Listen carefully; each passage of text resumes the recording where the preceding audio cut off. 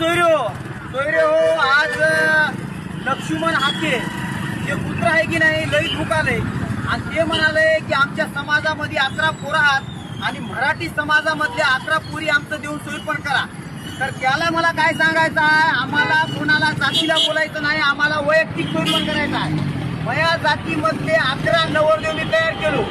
आता हे नवरदेव कस काय, हे नवरदेव कस काय, आपल्याला हे नवरदेव कस काय, आपल्याला हे बघ. तुला जर खरंच आमचं सोयीपण करायचं असेल तर आम्ही 11 जण तयार आहात. मग तुझ्या घरामधले 11 आण आणि आमचं सोयीपण कर. तुला लाज वाटते का त्या खालच्या पातळीचं बोलतो? आणि आतापर्यंत ओबीसी मध्ये आता यायचं आणि यायचं सोयीपण झाले.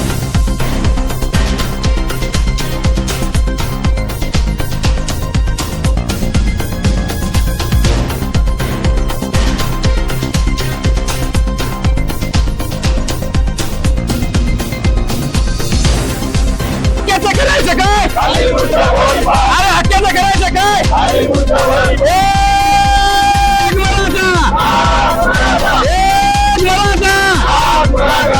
तुमचं आमचं नातं काय? तुमचं आमचं नातं काय?